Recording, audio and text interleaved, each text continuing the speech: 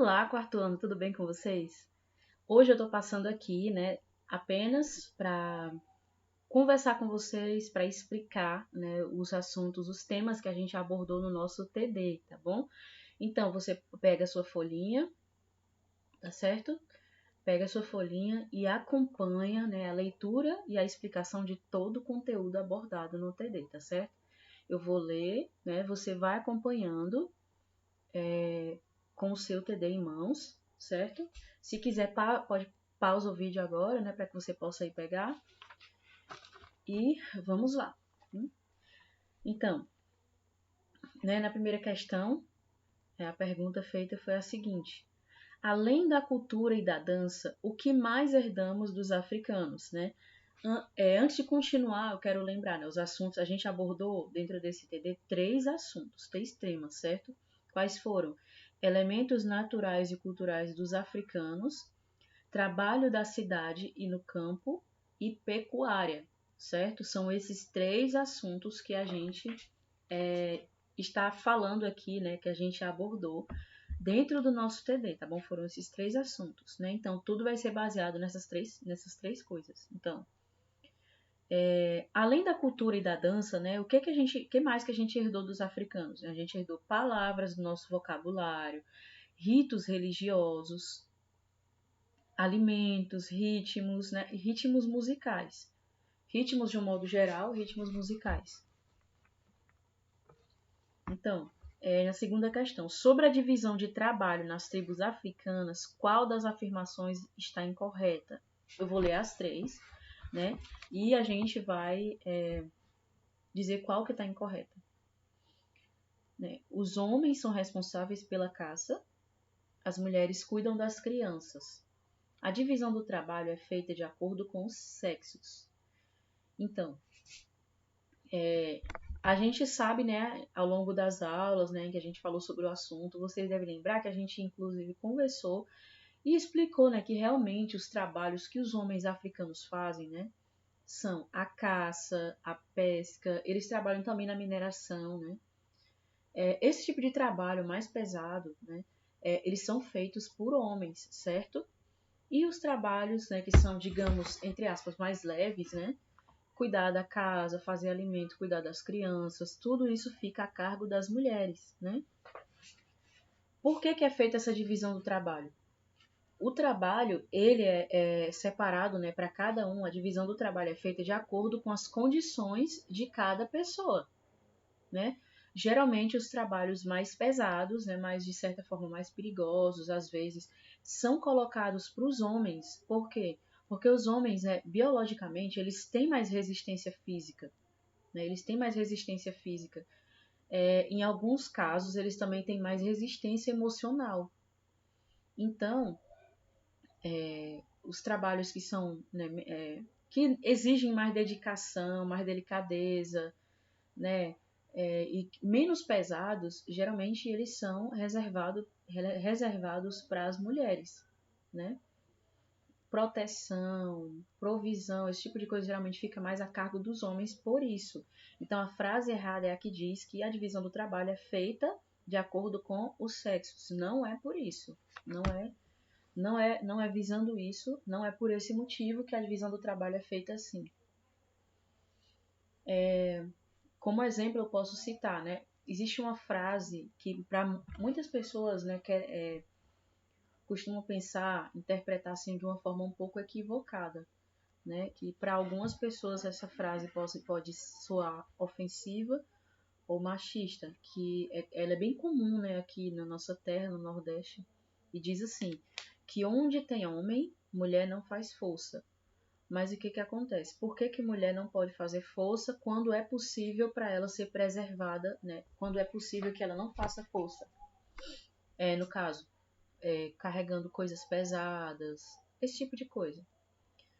Porque existe a diferença entre o corpo da mulher e o corpo do homem. Por quê? Porque a mulher tem um órgão chamado útero, que o homem não tem. E quando a mulher faz trabalhos pesados, né, muito forçados, acontece que o útero, né, vai cedendo, né, ele vai baixando. E aí essa mulher começa a ter uma série de consequências, né, dificuldade às vezes de segurar o xixi, né? Uma série de problemas que e às vezes ela acaba precisando fazer uma cirurgia para remover o útero do seu corpo. Então, essa frase, né, ela fala justamente disso. É pelas condições mesmo físicas, biológicas do corpo da mulher, que o quanto for possível, né, evitar que a mulher carregue peso é melhor, porque acaba prejudicando a saúde do corpo da mulher. O homem, ele não tem esse problema e, além disso, ele tem realmente mais força, né, muitas vezes. Existem mulheres fortes? Existem, mulheres muito fortes. Mas, geralmente, o mais comum é que o homem tenha mais força. Então, por isso, né, é mais recomendável também pelo fato dele não ter esse órgão que a mulher tem. Por isso, muitas vezes é recomendável que a mulher evite fazer força quando ela pode evitar, né? Então, é isso, né? A próxima questão, a terceira. Relacione com cores iguais as palavras, as suas definições de forma correta. Vamos lá. A gente tem aqui monocultura, policultura, cultivo de subsistência e rotação de culturas. Vamos lá. Eu vou ler agora a explicação, né? E a gente vai entender qual é a qual nome, né, está se referindo a cada explicação dessa. Então, cultivo de espécies vegetais para o consumo apenas daqueles que as plantam. A gente chama, né, como é para consumo apenas daqueles que plantam, não é para vender, não é para distribuir para empresas, né, para o comércio, é apenas para alimentar as pessoas que plantam. Então a gente chama de cultivo de subsistência, certo? Subsistência porque serve apenas para sustentar as pessoas que são responsáveis pela plantação, as famílias da vizinhança, né? Então, a próxima consiste em dividir o solo em diversas áreas e mudar a cada colheita a espécie vegetal a ser cultivada em cada área. Né? Quando a gente é assim, ó, é como se dividisse o solo, né, em 4 partes, por exemplo. Aí, numa parte coloca soja, na outra coloca coentro e cebolinha, na outra coloca hortelã, por exemplo, e na outra coloca trigo, né? Aí muda, né? Faz a colheita, na próxima plantação já vai mudar, né? A planta que estava aqui vem para cá, a planta que estava aqui vai ser plantada aqui, a que estava aqui vai ser plantada aqui e a que estava aqui vai ser plantada aqui. Fez uma rotação, ó, fez uma rotação. Então, por isso, a gente chama de rotação de culturas, certo? É o cultivo de apenas uma determinada espécie vegetal. Sempre que a gente fala sobre né, a gente lembra de uma palavrinha que a gente usa como sufixo, que é mono, certo? A gente tem monossílaba, né?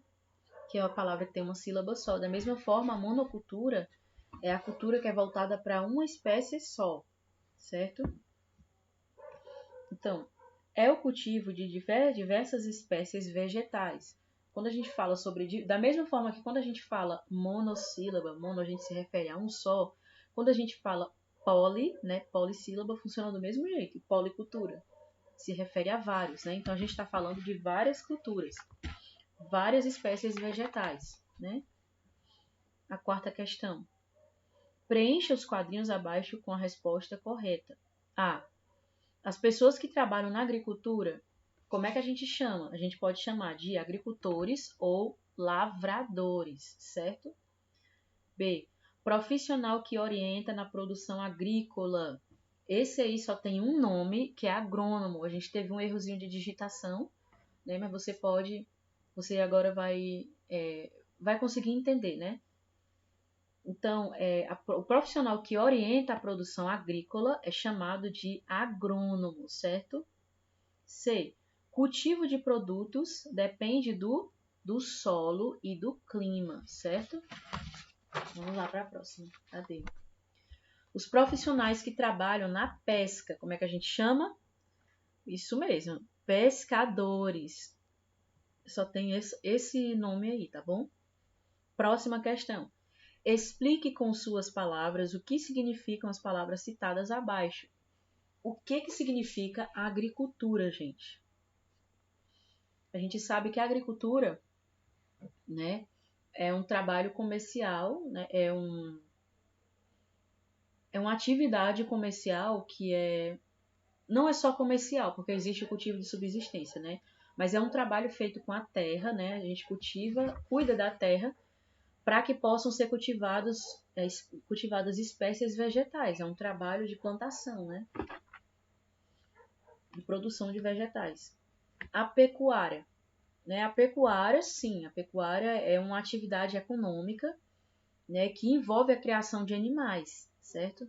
Existem vários tipos de animais que são criados, né, dentro dessa pecuária.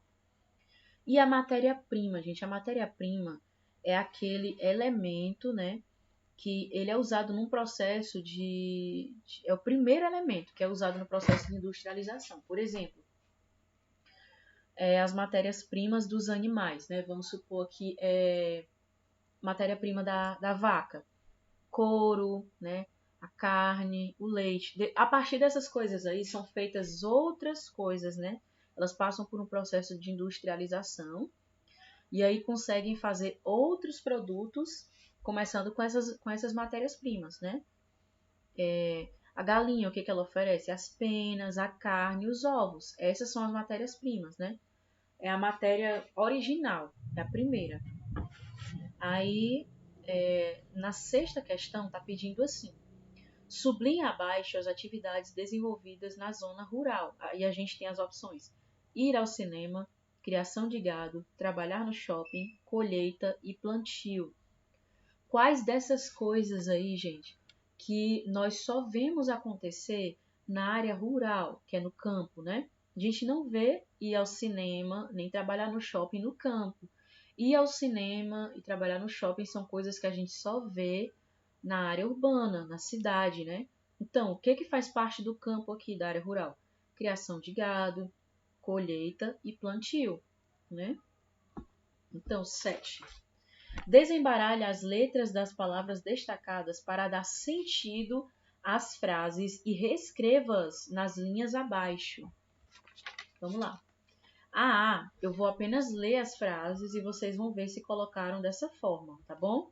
Ó, os agricultores e pecuaristas enfrentam a seca. B. Na zona rural, observam-se também pequenos povoados, certo? A oitava questão, gente, ó. Oitava questão. Desembaralhe as sílabas e descubra nomes de animais. Em seguida, escreva-os ao lado do tipo de produto que ele fornece. Esse tipo de produto que ele fornece a gente pode chamar de matérias-primas. Ó, quem é que fornece o mel, a cera e o própolis? As abelhas, isso mesmo. Quem que fornece o transporte? Só o transporte? Os jumentos. Quem que fornece fio para a fabricação do tecido da seda, né? O bicho da seda, os bichos da seda. Quem fornece carne, ovos e penas? As aves, né? Então, nona e penúltima questão. Observe cada desenho, cada imagem e escreva a atividade econômica primária. Pronto, ó. A primeira imagem, a gente tem um homem jogando uma tarrafa no mar. Um homem num barco jogando uma tarrafa no mar. Quem é que joga tarrafa no mar? É aquele que vai pescar, né? E quem pesca é o pescador, né? Então, essa é a atividade de pesca, né? Depois, a gente tem aqui vários bois, né? Presos assim dentro de um local, né? Se alimentando. A gente sabe que essa atividade econômica aí, né? Que é de cuidar de animais, criação de animais, se chama pecuária. A gente tem também aqui uma pessoa com as pedras na mão, certo? A gente sabe que pedras, né, são elementos minerais da natureza, né? São minerais. Então a gente chama de mineração, certo? A gente tem também aqui um trator, né, em cima de uma plantação. Então, né, logicamente, né, todo mundo sabe que esse tipo de trabalho é feito na agricultura, certo? E, por fim, né, 10ª questão, existem 2 tipos de criação de animais, a extensiva e a intensiva. Então, vocês escolhem um dos tipos e falam sobre eles. Eu escolhi os 2, né? E eu vou explicar novamente os dois, né? A gente explicou na nossa aula sobre pecuária, né? E agora eu vou falar sobre os dois tipos de criação de animais, né? A pecuária extensiva é aquela onde os animais eles são criados soltos, né, em grandes áreas e eles geralmente se alimentam do pasto, eles são mais livres, né? Isso é o que explica, é o que define a pecuária extensiva, certo? Os animais são criados soltos em áreas grandes. E a pecuária intensiva, né, é aquela onde os animais eles são criados confinados em lugares, espaços pequenos. Posso até mostrar para vocês aqui, ó, uma das imagens que a gente trouxe aqui, tá vendo? Ela está mostrando um exemplo de pecuária intensiva, tá vendo? Os bois eles estão confinados dentro de um espaço pequeno. Geralmente na pecuária intensiva eles se alimentam na maioria das vezes, né, principalmente de ração, certo? Então, a gente concluiu aqui, né, a explicação dos nossos assuntos, né, que foram abordados dentro do nosso TD. Eu espero que possa ter ficado claro para vocês. De qualquer forma, vocês têm, né, as nossas aulas. Caso alguma coisa não tenha ficado tão claro, a gente tem as nossas aulas, né, abordando cada tema desse. Mas eu tenho certeza que vocês compreenderam tudo muito bem, né? Então, né, que vocês possam ter um ótimo desempenho, uma ótima aprendizagem, como eu sempre digo. Não se limite apenas ao que a gente oferece aqui. Não que seja pouco, a gente sempre procura dar o que de melhor a gente tem. Mas a gente nunca pode se limitar a apenas receber o que é oferecido, né? Dependendo da situação. Quando se trata de conhecimento, de aprendizagem, a gente também precisa ir procurar em outros lugares, em outras direções, em outras fontes, né? A gente também precisa, muitas vezes, fazer a nossa aprendizagem, ser autodidata, né? Por quê? Mas a gente tem professor para ensinar, sim. Né? O professor está aqui para orientar. A gente está aqui para lhe dar uma orientação, né? Para lhe ajudar a entender algumas coisas que você talvez não consiga entender. Mesmo assim, isso não impede, né, de a gente cultivar em nós o espírito autodidata, um espírito independente e de uma aprendizagem que se desenvolve bem mais, né? Porque quando a gente é autodidata, a gente vai pesquisando, vai estudando, e o nosso conhecimento ele não fica limitado, né, dentro dentro de um planejamento, né? A gente, né, na escola, nós professores, nós ensinamos de acordo com as fases, né, com as fases de cada criança, de uma forma adequada, né, ao momento que a criança está vivendo. A gente procura ensinar de uma forma que vá ser confortável a aprendizagem, né, de acordo com o momento que a criança está aprendendo. Mas como a gente sabe que cada pessoa tem um modo de aprendizagem diferente, né, então eu não posso deixar de sugerir, né, que procure outras fontes, faça outras pesquisas, porque de repente pode ser que você se descubra, né, alguém que gosta de aprender mais do que já é o normal, mais do que eu já sei que vocês gostam. De repente, né, pode ser que você se descubra no meio dessas pesquisas, né? Aprender nunca é demais. Então, né, que você possa fazer um ótimo proveito, né, dessas aulas, né, desses conselhos, né, que possam servir para a sua vida, tá bom? Então é isso, uma ótima aprendizagem. Até o nosso próximo encontro. Tchau!